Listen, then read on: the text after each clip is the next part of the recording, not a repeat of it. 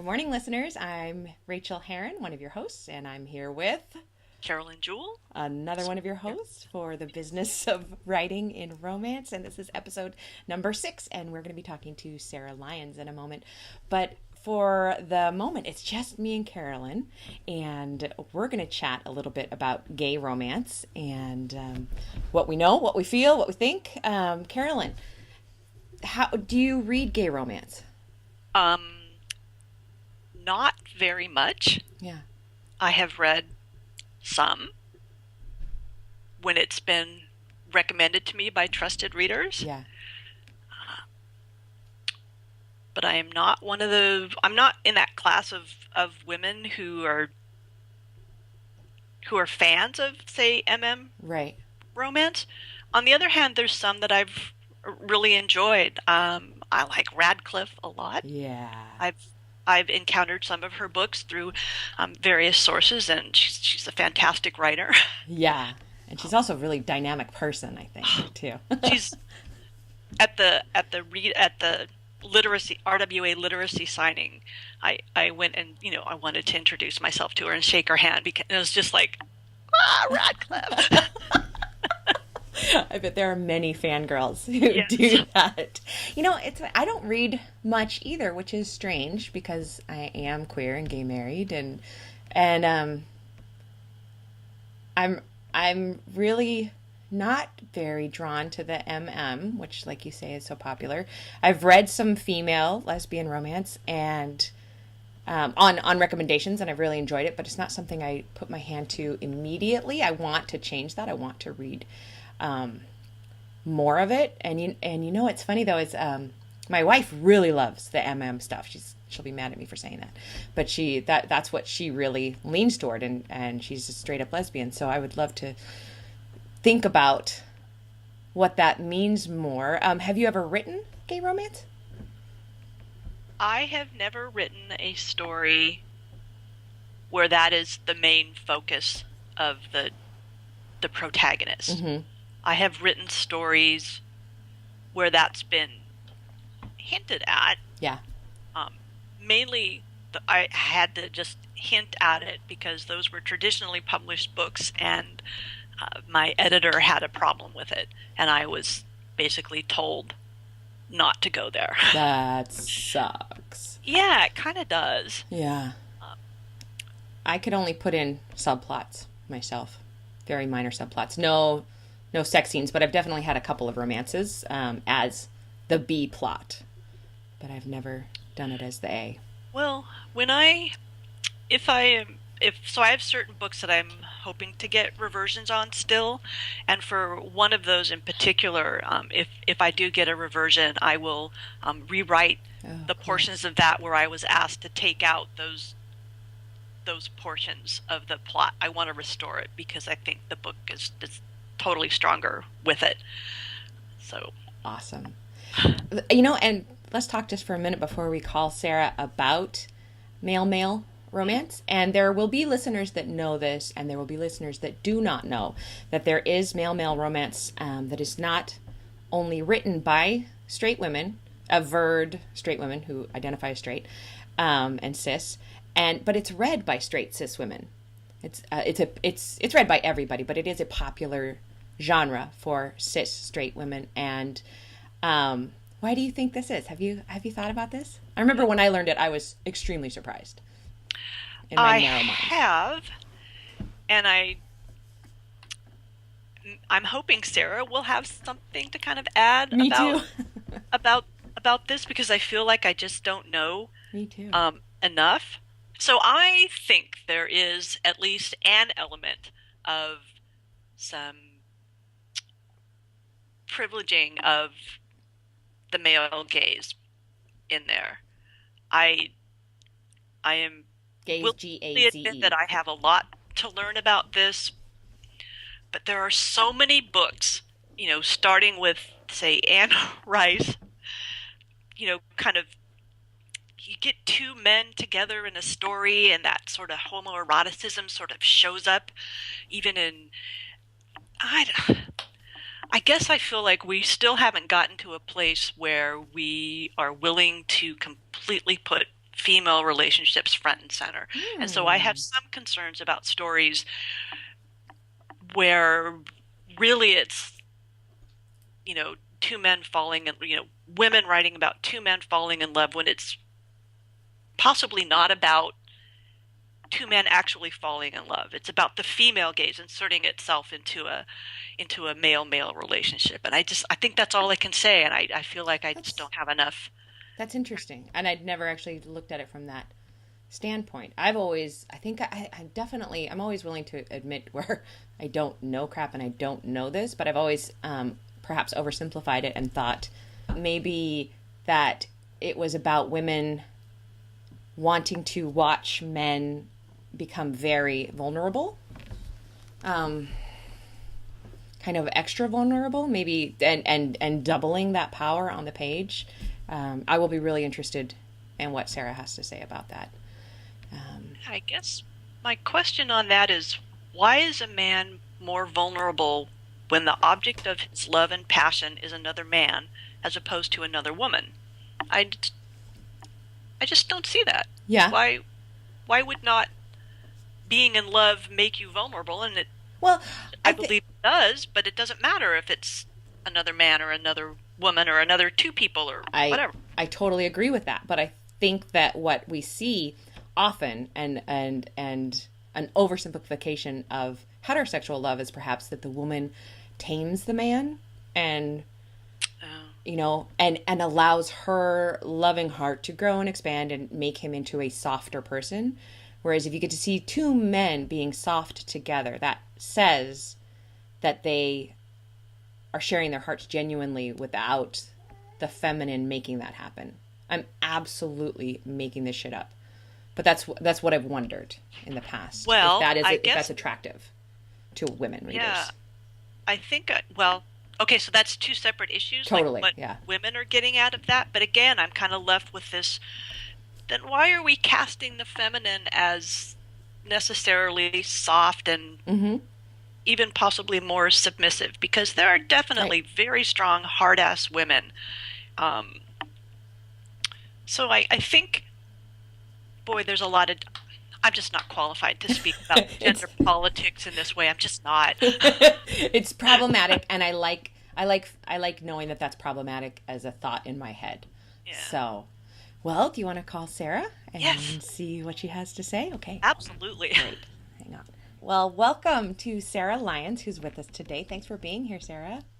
Hi, thanks for having me. Let me do a little quick introduction for you. Sarah Lyons has a Ph.D. in English literature from the University of Michigan. She is founder and past president of the International Association for the Study of Popular Romance, which has published academic articles on Jane Austen, J.R. Ward, and Suzanne Brockmann, to name a few. And she comes to editing from two directions, from her academic work on popular romance studies and from reviewing for Dear Author. Academia taught her how to analyze narrative structure, and reviewing romance for almost 4 years taught her how to spot dubious motivation and wooden dialogue at 30 paces. And she is currently the editorial director for Riptide Publishing. Welcome. Thank you. Both of us moving cats. It will be for those watching on the video, it will be the cat show. Yeah, if I were at home, believe me, there would be cat butt too, but I in fact not at my home. So Sarah, welcome. So first question, how did you fall in love with romance? When I was 12, I snuck one of my mother's Mills and Boon. It was The River Room by Anne Wheel, and it just connected with something inside me. But if I look back at my previous reading before that, like Anne of Green Gables, I would read that for Anne and Gilbert rather than just for Anne herself. So true that. Everybody, me too. Me too. So I chased down all of the Anne of Green Gables beyond the first one just so that I could follow Anne and Gilbert through their relationship. But and then there was a very British set called Veronica at the Wells, which was about Sadler Wells, which is the ballet school in England for high school students, college students, I don't know. But so Veronica was the person that you were following, and then she had this tumultuous, tempestuous relationship with a guy who ended up being a conductor for the symphony that she would play with when she was dancing. And again, I followed it for the relationship between the characters. So even when I was reading kind of tween fiction and YA fiction, before I started reading Mills and Boon at 12, I was always reading romance. So it's always been something I've interested in. And then before I was 14, I asked my mother for some more books, and she gave me Georgette Heyer. And then I asked for more like Georgette Heyer once I'd gone through all of Georgette Heyer, and she gave me Jane Austen. And that was the end of it all. And I wrote a dissertation chapter on Jane Austen. And my first published article was on Austen, and my second was on romance. That is awesome. Well, I have recently seen you all over the place. I watched Love Between the Covers last night. Yes. I was I was a Kickstarter of that movie. For listeners, this is a movie about the romance industry. It's called Love Between the Covers. It is now available to stream, so you can watch it on Amazon and iTunes, and I think you should. It was wonderful. Yep. And you were in there, and I saw you last weekend.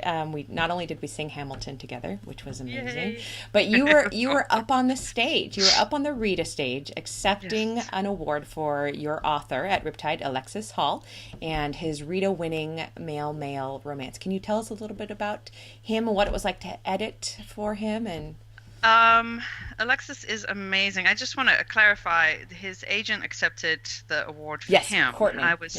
Courtney Miller Callahan, yes. Who's also amazing, and I was accepting kind of on behalf of Riptide. Alexis is fabulous. He was actually the first person that I recommended for acceptance at Riptide when I came on board in 2012, back when Riptide was only 6 months old at that point. And things had imploded in academia. So I emailed my now boss and I said, "Do you need another editor?" And when I started actually accepting when I started reading submissions, this is the first one that I was given. One of our owners at that time was reading it but didn't have time to finish it, so they gave it to me and I started reading it.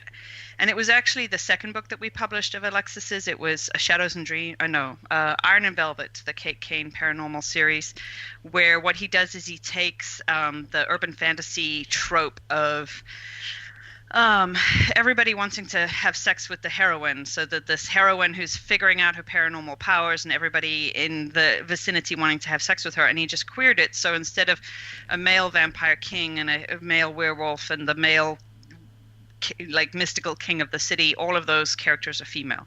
So we have the female vampire king and the female witch queen of the city and the female matriarchal werewolf, and everybody just wants to have sex with her. And of course she also has an ex-girlfriend who's kind of like Batman. She's a tech giant and a tech billionaire, and runs a place kind of like Google. And it was hysterically funny and brilliantly done, and just amazingly wonderful. And so I immediately recommended it for acceptance, and it was accepted. And then as we were doing edits for that, because I sent him developmental edits with the acceptance, as we were doing edits for that, he sent in another book which turned out to be Glitterland, that he'd written in about 3 months. And it was just incredible. I recommended it for acceptance right away, and we've been publishing him ever since. So he was my first acceptance. I think he was the first brand new author that Riptide had ever actually published. Mm-hmm. Because Riptide kind of started with a bunch of authors who'd obviously already previously published and took a risk with publishing with a brand new publisher. And so I think he was the first kind of never before published author that Riptide had published. And he's just incredible to work with. He gives me these amazing stories, and I'm just kind of more polishing them than anything else, because he's also an author who learns as he writes more books. And so a thing that I pointed out in the last book he won't do in the next book, kind of thing. His one downfall is he tends to rush his endings. Don't we all? And he still does that. So my big job during developmental edits is like slow down the endings, it's okay. Yeah. And he's usually worried about how long his books are. And at this point, I can tell him nobody really cares because your books are so amazing. So I think For Real was 115,000 words. Wow. Yeah, but it doesn't read like that. It just, because it reads so quickly, because it's so brilliant. So it's an absolute honor to work with him. I can't wait to read him. I really can't. Top of the TBR pile as everything is right now. Yay. And I was really moved sitting in the audience. I was really moved by what you said on the stage. Can you tell us a little bit about what that was as you accepted for the house for Riptide? Why did it mean so much to you? It meant so much to me. I mean, personally, and for Riptide, it meant because we have a focus on quality, and that was kind of borne out by the fact that we were able to win this Rita, or that Alexis was able to win the Rita. But what I said in my acceptance speech was, I was there when Karina won I think it was Karina and Angie James and Fiona. By Karina Press, which is an imprint. That's right. Thank you. Sorry. It's an imprint of Harlequin. And Fiona, somebody won for a book called The Boomerang Bride. And I think it was the first digital-only book that had won. And obviously Fiona was there on the stage accepting. And then Angela James, the editorial director, I think, of Karina, got up there and kind of said that this validated the digital-only model as well as the print model, obviously. And I kind of took my speech not from her, but I took a prompt from her. And so one of the things that one of the people that I thanked were all the people back in the 1970s who started writing Kirk/Spock fan fiction and slash fiction, because a large part of the male genre comes from the slash fiction that was created back in the 70s when women didn't have the internet to share, and they just had to go to Star Trek conventions and kind of hand out mimeograph copies of right. their stories, their slash stories. And obviously the 90s and the internet changed that a lot for us, and we're able now to actually publish these stories, not the fan fiction. We don't publish fan fiction, but the original stories that grew out from that industry. But I also thanked the Own Voices authors. This is the first time that so many women of color and writers of color were nominated. Would you mind explaining a little bit about Own Voices for people who might not be familiar? So Own Voices is a thing that's happening in publishing. The We Need Diverse Books campaign that started in YA fiction, which is so important for YA authors and YA readers to be able to read diverse books and books with diverse characters and books with where they can see themselves as the heroes in the stories that they're reading. And so readers of color, African American kids, Asian American kids, Hispanic kids, being able to see themselves in the stories. So it's not just white kids in the stories that they then have to put themselves in the place of these white kids. It's actually being able to see children of color in the stories that they're reading. If anybody's seen that amazing video of the girl with the amputated leg who I saw that, yes. is given a doll. You have to search for it. We'll link it in the show notes. It will make you cry. So this girl who's, I don't know, 8 maybe, and she has an amputated leg, and she's given a doll by her family that they sent away to a service that makes it look like her. So it's also got an amputated leg, and it's got the artificial limb, and she opens the doll, and she literally has hysterics. It's amazing. It'll make you cry. It's such an amazing video, and all through the video, thank you for.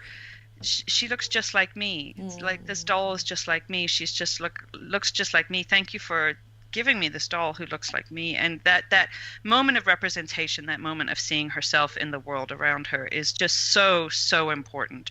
And so the We Need Diverse Books campaign started in the YA field, but it's moved as it should into other genres as well. And so not only YA but children's books. It actually started in children's books, moved to YA books, and then it's moved out of that into the Own Voices campaign, which is there was a Lee and Low survey done which showed how few publishing professionals, how few editors, how few books are published with by professionals of color and authors of color, how few actually have characters of color in them. And there are white authors who are doing their best to bring characters of color into their stories, which is necessary and a good thing. But a lot of the writers of color out there are saying, yes, that's great, but we also need to be publishing books by own voices, which means the voices of the people who are actually writers of color themselves, who are talking about their experiences and writing their books from their own experiences, writing their characters from their own experiences. And while I am obviously white and Alexis is also very white, he is queer, and Riptide is a queer press. Every single person employed by Riptide is queer in some way, either gender or sexuality. Sometimes both. And this book very much comes from kind of the own voices of queer fiction, being able to write stories about themselves. And it was really important to me that the first queer title to win a Rita, and of course Elle Kennedy and Serena Bowen's Him won the same night. It was just happened that our category was first and their long contemporary category was after ours, but it was just really important for me and for Riptide that this book was an own voices book. But I also wanted to give a shout out to the fact that this year 6 Rita nominees were writers of color as well, which is the first time it's been that many. And I don't think Pintip Dunn won for best first book. So one won, which is great. But just a shout out to the fact that we need more own voices books out there, that publishing has this problem of being by and large white, and that we need more voices of color in the acquisition, in editing, in the publishing field, and also in the writers, because if we have more in the industry side of things, they're going to be accepting more own voices writers as well. And that's what Riptide is trying to do at this point as well. Fantastic and exciting. One of the controversies surrounding own voices is the fact that publishers have been turning to their white authors to say, write more diverse characters. Right. And the very legitimate concern, and we should all be concerned about this, is whether or not that request is coming at the expense of authors of color. And I believe the answer is probably yes. Yes. Almost certainly yes. Yeah. That because the solution is not to turn to your white authors and say, please write more diversely, even though we should all be asking that of ourselves. We should all be doing that anyway, right? But we need to be we just need to solve the problem with the way authors of color and even queer authors don't have the same opportunity for publication within the traditional structure. It's just really something that needs to be addressed. And we're seeing that change a little bit in queer romance, because the digital presses of the big houses, Intermix and Forever Yours, are able to take a few more risks, I think, and are contracting queer titles. So Intermix is Penguin Putnam, correct? Yes. And Forever Yours is Simon Schuster with Love Swept. Yeah. No. Love Swept is somebody else. Random House. Random House. Yes. And Forever Yours is with Simon Schuster. So Forever, I think, is a print line, but Forever Yours is actually a digital line, and Love Swept as well. Avon, I just noticed Avon, which is the historical Forever Yours romance. Would be Hachette. Yes. And Avon's digital imprint, Avon Impulse, I think, which is the historical romance. The big, beautiful frocks on the cover, the historical romances that we all know and love so well. I know that they're publishing a male book soon, I think October, November. That's great. Historical male book from an author. Yeah, from an author I haven't heard of before. But we're still not actually seeing the queer books come out in print. We're not. I mean, we're seeing them come out in digital, which is great. Intermix, which is with Berkeley, is doing a really great job of making these books really successful. It's really fabulous to see. I think a rising tide lifts all boats. So I don't feel that they're like stealing authors or stealing readers from us. The fact that they are able to publish these books, make them be successful, just means that readers are going to be looking for more books like that, and we publish more of them than they do. So they're going to be coming to us. You know, Z.A. Maxfield publishes through Intermix, and so she's got a very large backlist, and so readers are going to be coming to her backlist. We're part of that backlist. Then hopefully that will switch to other authors as well. So I'm not worried about the fact that that these publishers are publishing queer books. I think it's fabulous. I think it's great. I think it'll just increase the audience for queer titles. But again, we're not seeing any of them being published in print. They're all coming out in digital, which means, you know, publishing is slow. It'll get there eventually. But I think the same is happening for diverse authors of color, that a lot of them are getting digital deals, but they're not getting the huge print deals. Mm-hmm. Sonali Dev, obviously with her Bollywood Brides series, is in print, and her covers are amazing, and her books are fabulous. They're so pretty. It's so pretty, and the books are so amazing, and she's just fabulously wonderful and deserves everything that she's getting. But like the fact that we can point out one author. Well, I would start keeping an eye on Alicia Rai. She's writing wonderful stories, and you know, I would say I would, among authors who are probably going to sneak into print. Well, we know Alyssa Cole, for example, is in print with Kensington. But I think Alicia Rai might be another author of color writing wonderful erotica that probably would be in print pretty soon. That the writing's so strong. Yeah, so it's, I mean, it's an exciting time to be in publishing. I think for the authors who've been struggling for years, for decades to break in, they're tired and they're frustrated, and I completely understand, you know, how frustrated they must be. But the fact is, I think that they're actually breaking through at this point. I think they're actually, the voices are finally being heard. And again, publishing is really, really slow, but we're getting there. And I mean, Riptide is, I'm starting an initiative to seek out more authors of color as well, because our list is, by and large, entirely white, which is a thing that I've been noticing recently. And it's all very well to sit and wait for the submissions to come in on the submissions pile, but these authors have been so ground down over so long that I think it's difficult for them to know where to send their books. And obviously, I'm even more of a niche. I want queer books by authors of color.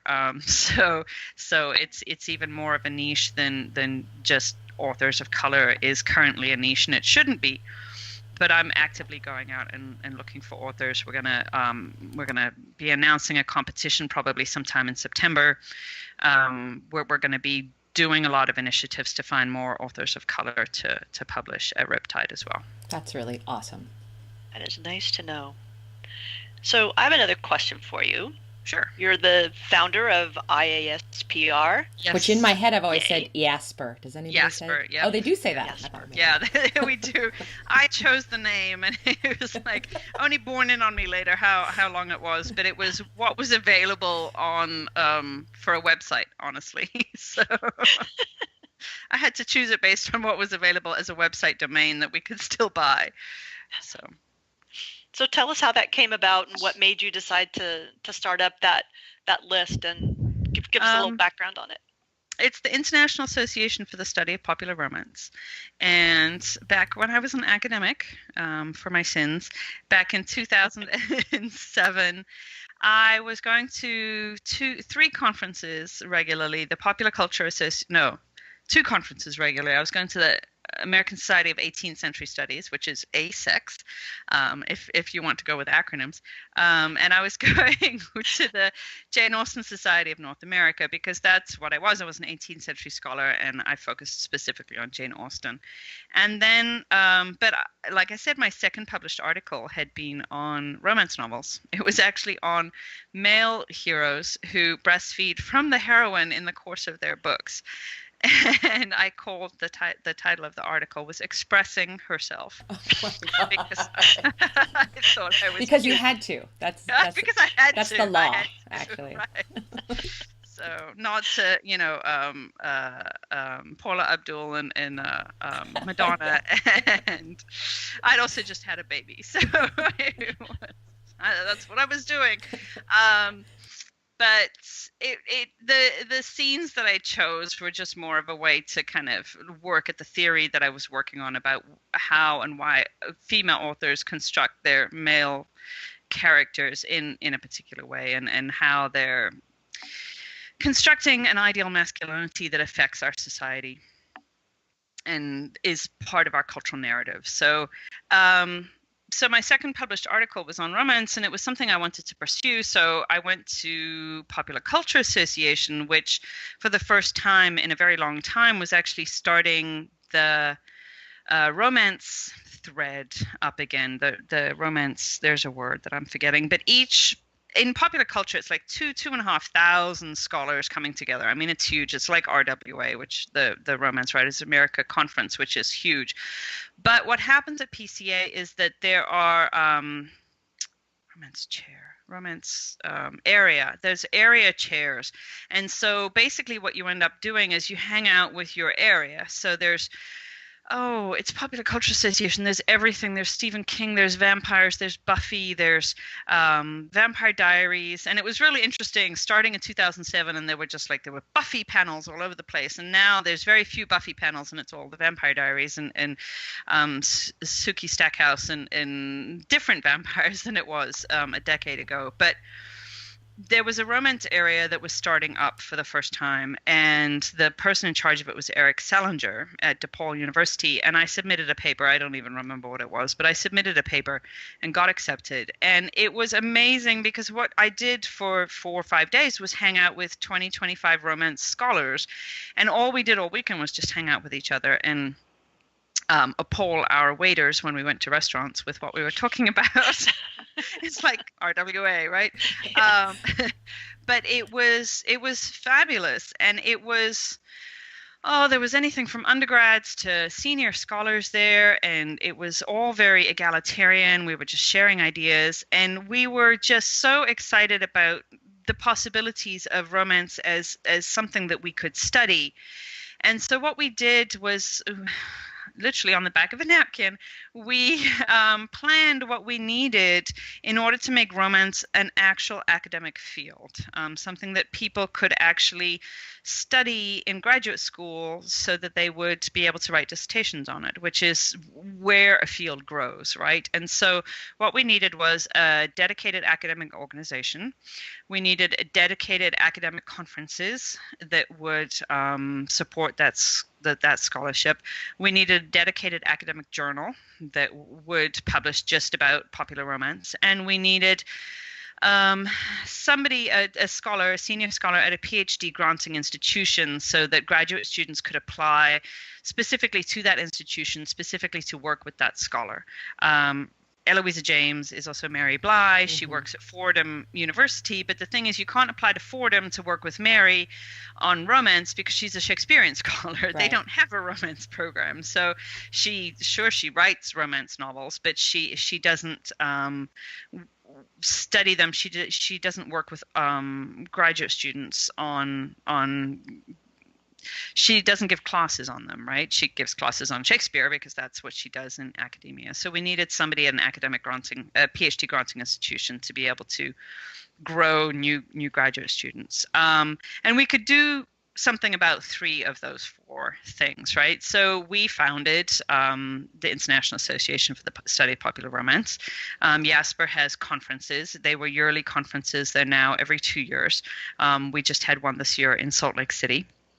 Our first one was actually in Brisbane, Australia, because two of the people there were actually from Brisbane, and the Romance Writers of Australia was having their conference in Brisbane in 2009. I was pregnant in 2007, so I said, we can't do it in 2008 because I'll just have had a baby and it'll only be like 6 months, but we can do it in 2009. And that was when the RW Australia was in Brisbane, and the two scholars that we had there who were from Brisbane. And so we all got together and said that we could do it that year. So our first one was in the American summer, the Australian winter of 2009. And so we had one 9, 10, 11, all the way through 14, I think, and then we skipped 15 and then had one this year. And PCA also counts as kind of a second conference because, again, you hang out just with the romance area. It's much bigger now. It's about 40 to 50 scholars, but it's a second conference for romance. And then we also founded the Journal of Popular Romance Studies, which is jprstudies.org, and it is an online, completely open access journal with a double-blind peer review, so it follows all the academic necessities in order to be able to count as a real academic journal. But it was very important for us to have it online and open access rather than behind a paywall, because romance scholars are so scattered to the winds that we needed somewhere that they could come together, and they could come together in Jeepers and be able to publish in a journal that was specifically for them. But we needed that, everybody to be able to have access to that, rather than having it behind a paywall, so that undergrads could read it, even if they weren't at an academic institution, so that they could be inspired and see, look, I can do an entire graduate career in romance and be able to be successful. I love that. So that's what we did. And you guys did it. And it's going strong, and we did. It worked. The only thing we didn't do, we still don't have somebody at a PhD granting institution, but that is not something we can do anything about. Yeah. Right. And of course, this was 2007, right, when the economic everything hit, and academia is so completely messed up that there's a reason I got out. There's many reasons I got out. But that'll be something extra. And I mean, there are in Australia, if you want to study romance, you go to Australia, because there are a lot of people at PhD granting institutions in Australia, just not in America yet. I once went to a RW Australia a couple years ago. Yeah, they're great. Truly amazing. I have a bunch of questions for you, but I feel like everything you say is so fascinating that I want to hear more about what you're talking about. I also tend to go on a long time. Well, Carolyn and I were talking, and this must be the most obvious question, and you get it all the time. But so you know what's coming. But the whole, but cis straight women writing male romance and reading it and loving it. Except that's not true. It is. Okay, please educate. That's what we want. So we have like 80, 90 authors on our roll, and literally, as far as I know, one of them is cis straight. Okay. So they might look like they are. They might be in monogamous relationships. They might, be monogamous heterosexual relationships. Right. But like one of them is cis straight. But readers. I know. I've talked to many cis straight women who identify as straight. Right. And love them. Is it the story of love? Is it? I think I've always read romances, even from when I was 12, and before that, I read them for Gilbert. I read them for I didn't read them for Anne. I read them for Gilbert and the relationship. I read them for the hero in the relationship. The River Room, my first Mills and Boon, wasn't the one that hooked me. There was another one that hooked me where it was called the Man in a Million by Roberta Lee, and I actually got it from Paperback Swap recently because I wanted a copy of it. But there's this paragraph at the end where like they're trying to figure out, it's the end, and that they're trying to figure everything out, and like his cheek twitched, like a muscle on his cheek twitched, and like that is the sign of his emotion, right? Sorry, my cat's playing with the keyboard. And that to me was what hooked me. The seeing the emotion in the hero is what hooked me. And so I've always been a reader for the heroes. I had a conversation with Jenny Cruzy once, and I said that I've always been reading for the heroes, and she said, well, you must hate my books then. And I'm like, well, I don't hate your books because she writes for the heroine. Her books are more almost women's fiction with a heavy overlay of romance, because her books are about the heroines. Eloisa James's books are about the heroines, most of them. Jenny Cruzy's books, Tessa Dare's books in some way for me are very much about the heroines. And while I can appreciate those books, for me they fail the pretty woman test, right? They don't become a part of my soul because they're about the heroines, they're not about the heroes. And my entire dissertation, my obsession, and I didn't even realize it while I was doing all these conference papers, my dissertation ended up being about female authors writing their male characters, because that's what I've always been obsessed with. So I've always been a reader for the heroes. And so to me, male just made sense to switch over to it, because, the one hero is better, good, two heroes are better thing. It's not about the sex. It's about evacuating masculine emotion and watching men fall in love, and watching kind of the symbol of patriarchy kind of, go to his knees. And if you're going to see it once, you might as well see it twice with the same book, right? And a lot of people say that also male there are no gender dynamics in male. There are definitely gender dynamics at play in male.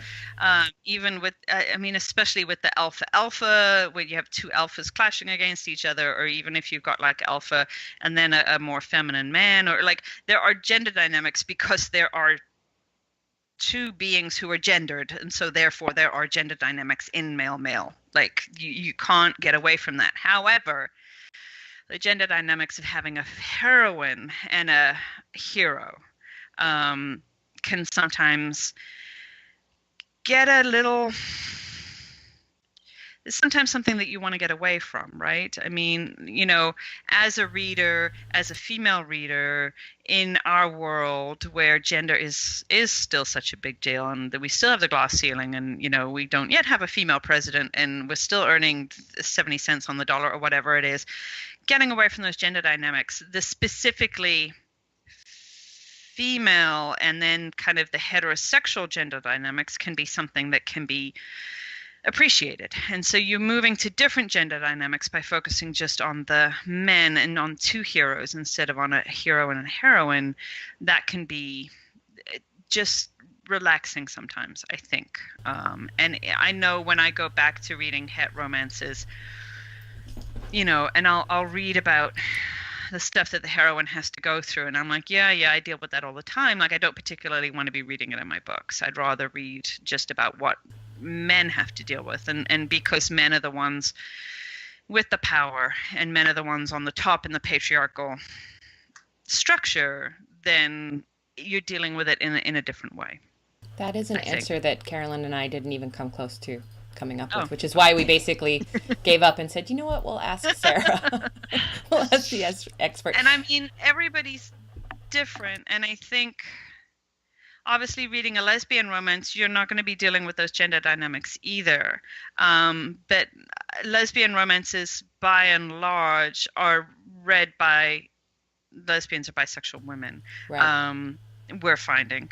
As much as we haven't done a survey of our readers or anything, but as much as we can tell from online interaction and buying patterns and that kind of stuff, lesbian romances are written and read for the main part by people who are women who are bisexual or lesbian themselves, or pansexual, or whatever designation they are, in some way attracted to women.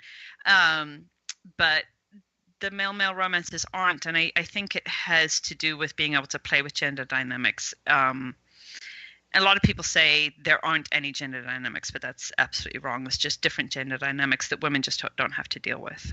That is fascinating. Have you ever, I may have missed it in researching, have you ever written no. any of this? No? No fiction? No. I'm not crazy.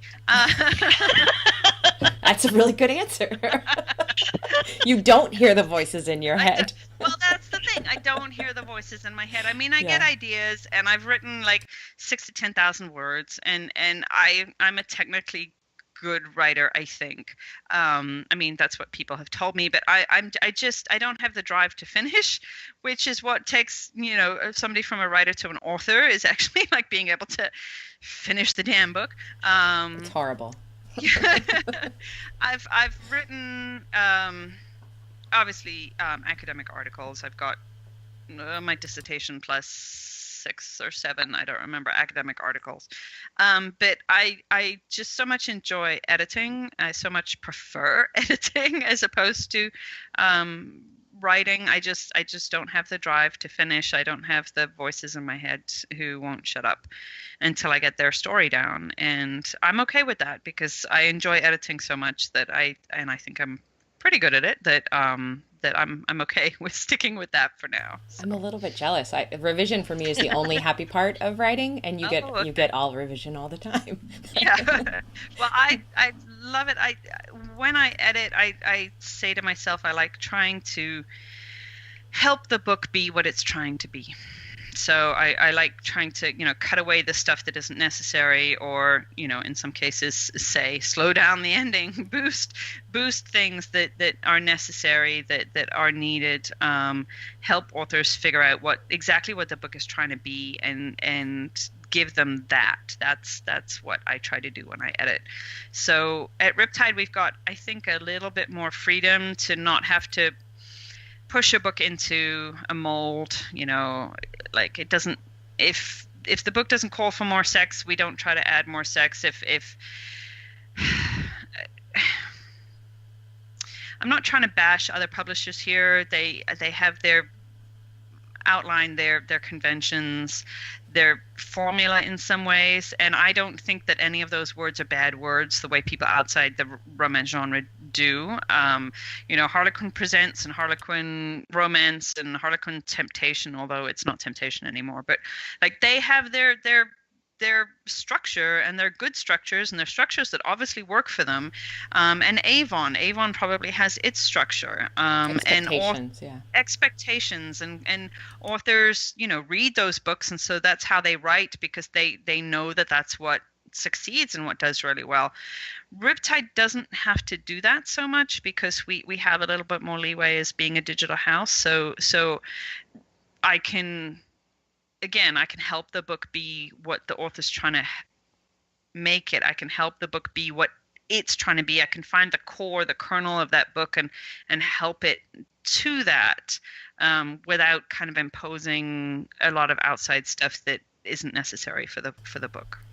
I think that leads right into a Carolyn question, actually. Well, actually, I'm going to, as we, because we're coming up on time here, so I'm gonna switch us a little bit.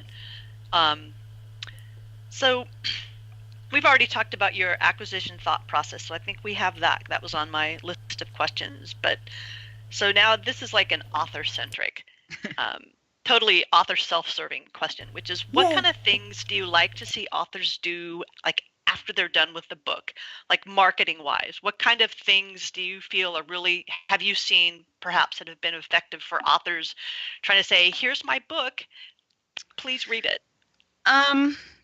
The thing that is most effective for me as a reader, and that I have seen being most effective from a marketing perspective, and I am not a marketer, and I adore our marketing director, and I'm very glad that she has her job and I have my job. And I mean, we do blog tours and that kind of stuff, but what works, I think, the best is authors being authentic and creating a community around themselves, or being part of a community that they fit into. And I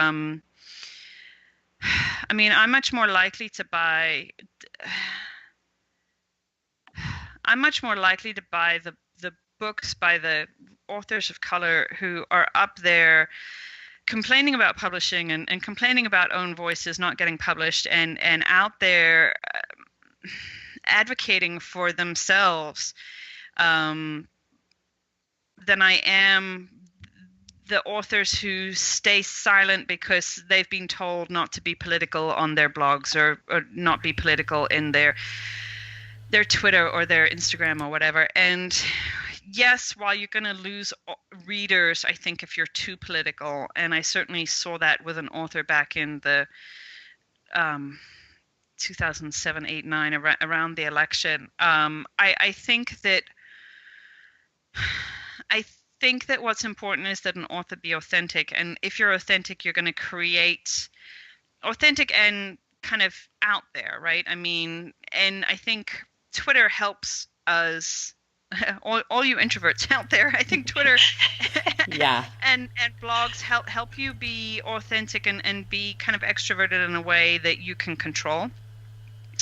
But like going back to Alexis Hall and Santino Hassel have a private Facebook group that is now at about 500 people, and it's the most incredible community that you can imagine. It's so supportive, and it's not just about the books, but when a book comes out, everybody's like, yay, and they go out and pre-order it, and they're basically a street team without officially being a street team, without having the authors, put together a street team. So I think street teams can work, again, if they're authentic. And the thing about street teams is that most of them are authentic. I mean, it's right. they're your super fans, right? But yes, going out there and saying, hey, my book is available, but if all your Twitter feed is, hey, my book is available, and that's all there is, then you're not going to get people interacting with you. Once you become part of the community and start talking to people and start listening to people and, retweeting things that are important to you and important to other people, and engaging in conversations about publishing and about the books that you're writing and about historicals versus wallpaper historicals and authentic historical costume and covers and all of those things. I think that's what's important, and that's what sells more books, because it creates a community of people who don't forget about you between books. And so if you've got 6 to 12 months between a book, that's fine, because you're still out there interacting and engaging with people, and it doesn't have to take over your life. And it can so very easily take over your life. I mean, we all know that, right? I mean, it really can. But I think you can do that just a couple of 10-20 minute sessions a day. I think that you can still be a part of the conversation and be out there for your fans in a way that makes you feel approachable, and you become their friend rather than just an author. Right. So awesome. So let's finish up with our open-ended question, like, what's next for you? And you can substitute what's next for Riptide, whichever you feel is. Well, the thing that I'm obsessed with at the moment is I had this idea because somebody published a review of Curtis Sittenfeld's Eligible, which is a retelling of Pride and Prejudice set in contemporary. So like Bridget Jones, right? Uh-huh. Set contemporary, but the twist at the end is that the Wickham character, who's the villain, right? He's the guy who's been trying to, get it on with 15-year-olds. Right. He is trans. Wow. So it equates being trans with being, a gold-digging guy who's out to scam 15-year-olds to try to get their fortune. And I didn't appreciate that very much. I thought that was a really bad idea. Yeah. And this was the only review that had really brought it up. And there were a lot of other homophobic things that this review brought up about this book. And I just had this brainstorm of like, we need queered classics. And so that's my cat. Hello. And so what I'm doing is I'm currently commissioning and signing titles to be published in 2018, but it's called Classics Queered. And we're starting with as much Austen as we can get. But it's taking classics and setting them in contemporary settings, so like Easy A or Clueless or 10 Things I Hate About You. And those are all high school settings. It doesn't have to be high school settings, but setting them in contemporary settings and queering them. So it has to be queer characters, and it has to have a happy ending. So I have somebody doing Tess of the D'Urbervilles, but it has to have a happy ending. So. Wow. I was going to say, just about anything could improve Sorry, Tess of the D'Urbervilles is not one of my favorites. So it's going to be a male Tess of the D'Urbervilles with a happy ending. But I've got authors doing Les Mis. I've got a queer Dracula. I've got Oh, that's fantastic. I've got most of Austen covered. What else do I have? It's all running away from me, but I'm so excited about this. I cannot tell you. We're going to start with Austen because I think that's the biggest splash. So it's going to be kind of fall of 2018. So I know it's a long way away, but publishing works slowly. And we're going to, like I said, start with Austen because I can kind of manipulate some of my Austen contacts and kind of get it known in the Austen field as well as in the male field. So contemporary, because you don't have to know the original text in order to be able to enjoy it. You can still just enjoy the story about I've got a male persuasion where it's set in the Finger Lakes, the wine country of upstate New York. So you can still enjoy the story, but if you know something about persuasion, you get that little bit extra about it. Hi, Jasper. You get that extra bit out of it because it's going to be a retelling of persuasion. That is super exciting. Santino Haskell is going to do Pride and Prejudice, male Pride and Prejudice, and Lisa Henry is going to do a male Sense Sensibility. I've got two Emmas, male and female. That's great. Two persuasions, both persuasions of persuasion, and then we're moving on from there. And I've got, I think, 4 Shakespeare's. Cecilia Tan is going to do Hamlet. Ooh, I'm so excited. That's awesome. So it's going to be a long time coming, but it's going to be so amazing. And I can't wait for those books to start rolling in. Very interesting. So. Where can listeners find you if they want to contact you with their amazing classic, or just personally on Twitter? Where can you be found? My Twitter handle is Sarah with an H, SG Lyons. So my middle initials are Samantha and, believe it or not, gay. So Sarah SG Lyons. Or as I like to think of you as Sarah's Glyons. Sarah's Glyons, yes. So I'm always on Twitter. I'm on Twitter all the time. And then my email address is sarah.lyons, without my middle initials, at riptidepublishing.com. So I'm always there as well. We can't thank you enough for spending your time with us. Well, thank you so much for having me. Extremely interesting.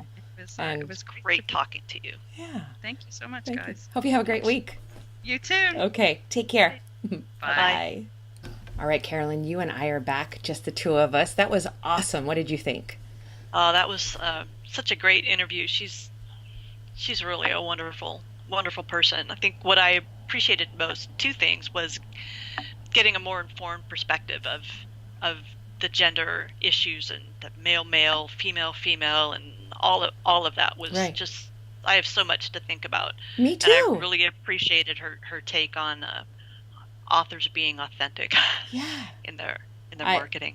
I love that. And I think it's so true. And haven't you found that in your own, like the books I read are because my community on Twitter tells me about them, Yeah.